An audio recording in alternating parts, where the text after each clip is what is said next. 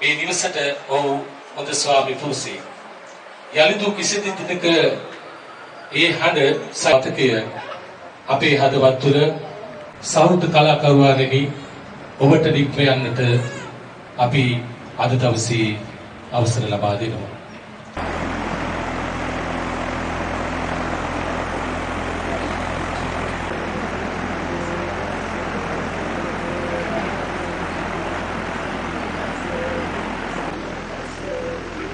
බුද්ධානං ගච්ඡාමි ဒ ුතියම්පි බුද්ධං සරණං ගච්ඡාමි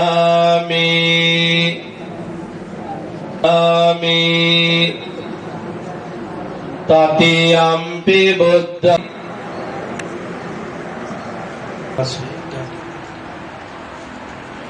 ජන්තේ සමෝසුකෝ අනිච්චවත සං අපි අහනවා බණක් කරන ගීතත් අහනවා අපේ චරිත ඒ විදිහමයි හැදෙන්නේ.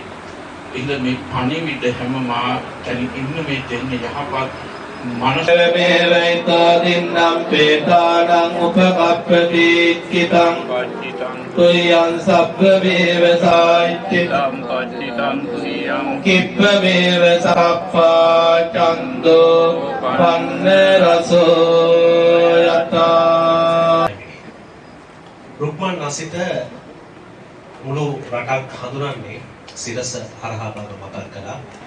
එතෙන් සිට ඔහුගේ ගමන මම හිතන්නේ නිර්මාණය කරගත්ත විදිය තමයි මෙතන ඉන්න සමහරු දන්නවා ඇති. සමහරු නවා අර මනුස්සකම් ඒ මිත්‍රශීලීත්වය ඒ හොඳ ගතිගුණ හැමෝටම පිළිගන්නේ නැහැ. රුක්මන් නසිත කියලා කියන්නේ ඇත්තටම බොහොම හොඳ මිත්‍රයෙක්. හැමෝම මෙතන ඉන්න හැමෝම ඔහු ආශ්‍රය කරලා තියෙන නිසා දන්නවා ඇති. ඔහු කොයිතරම් ලෙන්ගතු කොයිතරම් මිත්‍රශීලී හිත හොඳ පුද්ගලයෙක්ද කියලා. ඔහුගේ ගීත ගණනාවක් මේ රටේ රසගීත දායාද කළා.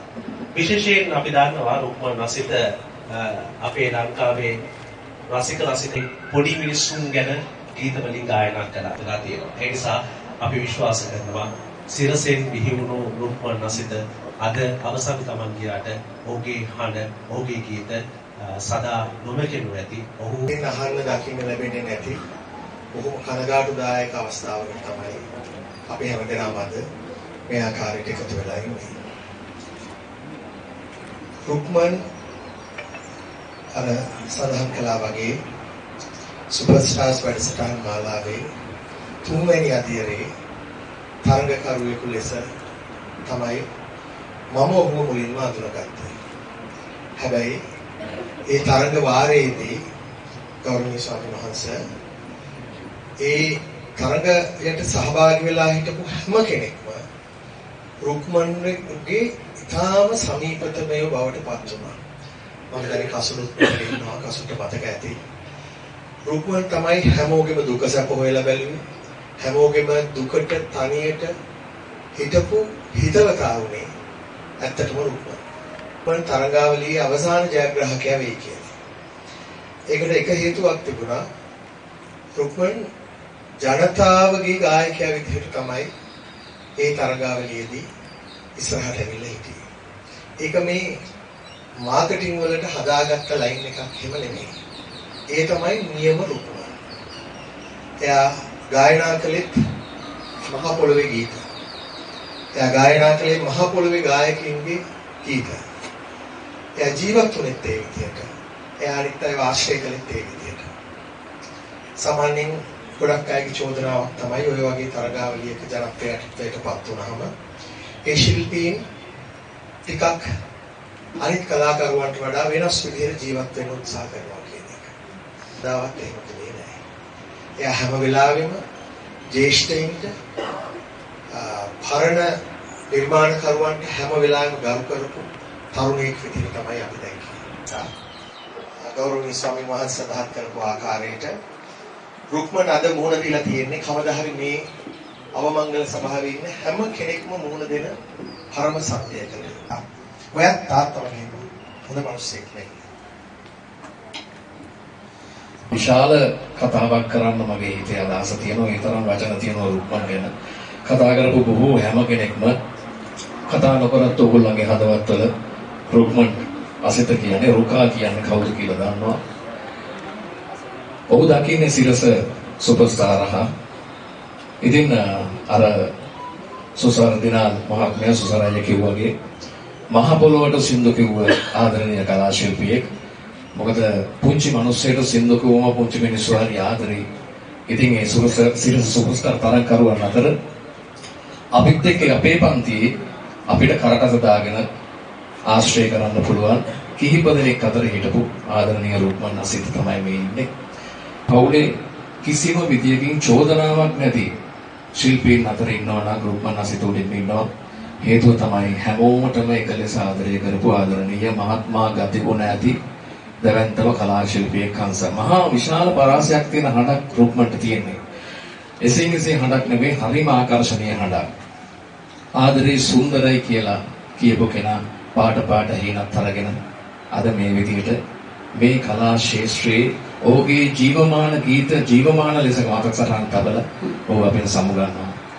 ආදරණීය රුක්මන් ප්‍රාර්ථනා කරන්නේ දවසක අපි හැමෝගෙම අර බොහොම අපි යටහත් පිළිගන්න ඕන කතාවක්. අපි මොනතරම් වේදිකාවේ සින්දු කිව්වත්, මොනතරම් හැඩුණා, මොනතරම් දේ කරත්, මොනතරම් අපි තරගකාරී ජීවිතයක් ගත කරත් අවසාන ප්‍රතිඵලය අපිට අවසානයේ මෙතෙන්දී මටත් දවසක එහෙම දවසක් උරුම වෙලා කියන එක මම බොහොම පැහැදිලිව දන්නවා. ඒ නිසා ප්‍රාර්ථනා කරනවා විශේෂයෙන්ම රුක්මන්ගේ අර සුසාරය හරිම හොඳ කතාවක් කිව්වේ. එනම් සුබගමන් රුක්මන්. අපි ප්‍රාර්ථනා කරන්න එකම දෙයයි අපි හැමෝගේම ආදරණීය මිත්‍රයා යහපත් තැනක ඉන්නවා කියන විශ්වාසය. මම සමුගන්නවා. මම කතා කරේ ආදරණීය කලා පොළේ සියලු දෙනාම වෙනුවෙන්. ඔහුත් එක්ක හිටගෙන ඔහුගේ ගීතේ ගායනා කරලා නෑ මචං මම ඔබත් එක්ක ඉවරලා මේ වැඩි මම ඔබත් එක්ක යන්න එනවා. හැබැයි එයාට ගෙවන මුදලවත් ගෙවාගන්නේ සංවිධායකවරයාට බැරි වෙන අවස්ථාවේදී ඔහු ඔහුත් එක්ක හිටගත්තා. ඒ වගේම තමයි සම්බන්ධිකාරවරයෙක් එක්ක කිසිම වෙලාවක කිසිම ප්‍රශ්නයක් ඇති කරගත්තේ නැතුව මේ හිටපු අවුරුදු ගාන තුරම අපිත් එක්ක බොහොම ඉවසුලුව ආදරෙන් රුකා ඔයා සුපිරිම චරිතයක්. මෙයා තමයි මේ සීසන් එකේ අපේ ලොකෝ අයියා. අපේ ලොකෝ අයියාගෙන් අපි උරුන්තරම් බැලුම් අහලා තිනවා.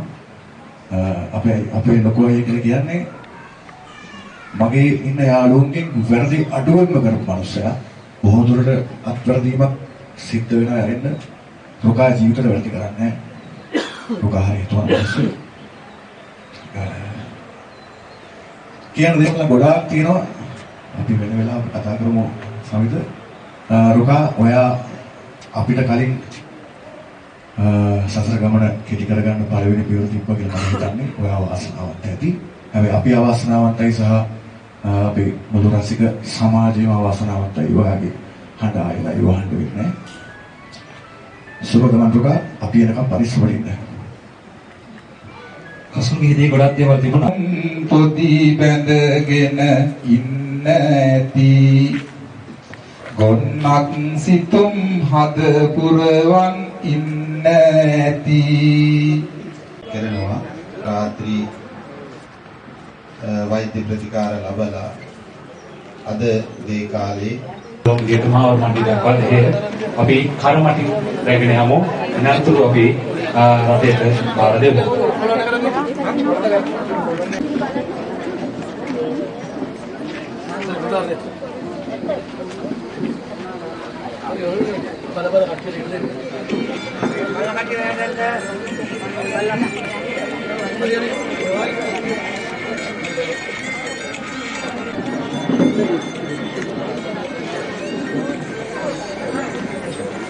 කණ්ඩායම් සංගීතය තුළ සංග වේදිකාව තුළ රසන ගී ගණනාවක අයිතිකාරයෙක් විදියට හැමෝගෙම හදවතේ රැඳුණු ආදරේ රුකා.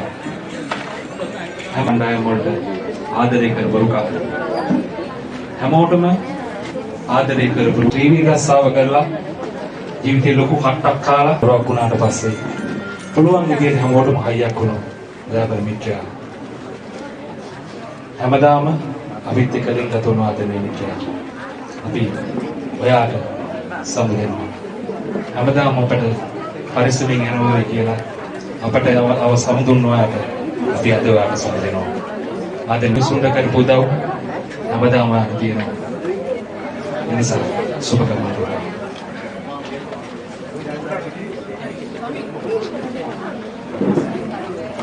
අපි දෙහි ප්‍රධාන මාර්ගය දක්වා දෙය රැගෙන යන්න අපි අවස්ථාව දෙමු.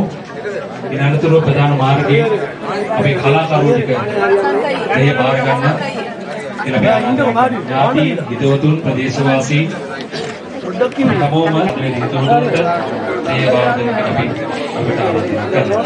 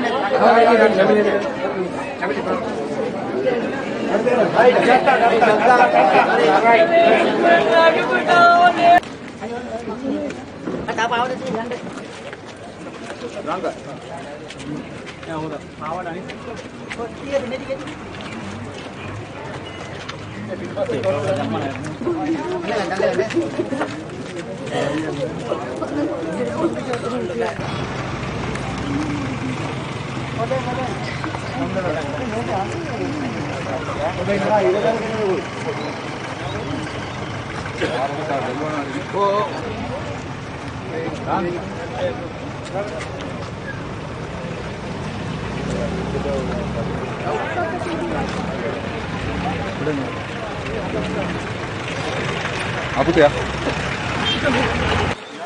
Kau nila. Kau bilang aja ni.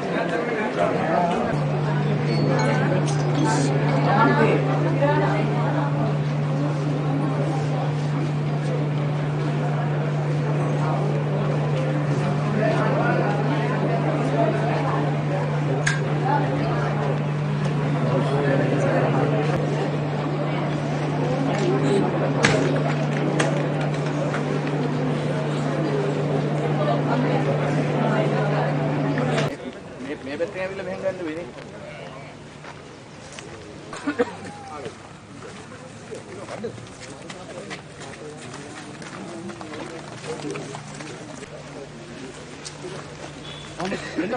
ඕම කරගෙන නොවා ඉතර එන්නේ. ඔය දැන් එන්නේ කකුල් දෙක ගන්නවද? ඔක කකුල් දෙක ස්ථානේ ඉන්නේ කකුල් දෙක. ආ රයිට්. ඔළුවේ ආ. අයියේ ඔයා ඉන්නේ සර්. ඒ යන්න යන්න. පුළුවන්ද? ඔව්. කට්ටිය කියනවා හරි වටේ. පරකාම කට්ටිය එන්නකො. කට්ටිය මේ